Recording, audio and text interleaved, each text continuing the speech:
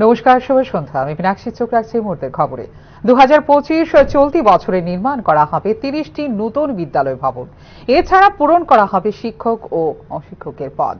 মঙ্গলবার 6টি বিদ্যালয়ের নতুন ভবনের আনুষ্ঠানিক উদ্বোধন করতে গিয়ে একথাই জানিয়েছেন মুখ্যমন্ত্রী ডাক্তার মানিক সাহা।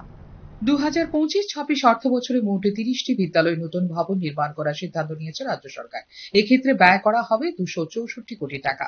এছাড়া 67টি বিদ্যালয়ের সংস্কারের কাজে ব্যয় করা হবে 151 কোটি টাকা। পূরণ করা হবে শিক্ষক অশিক্ষকের পদও। মঙ্গলবার মোট 6টি বিদ্যালয়ের নতুন ভবনের আনুষ্ঠানিক উদ্বোধন করতে গিয়ে একথা জানিয়েছেন মুখ্যমন্ত্রী ডাক্তার মানিক সাহা।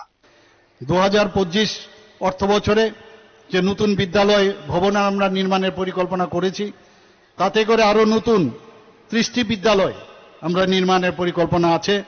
সেকেন্ডারি এডুকেশনের অধীনে 26টি এবং এলিমেন্টারি এডুকেশনের অধীনে 4টি।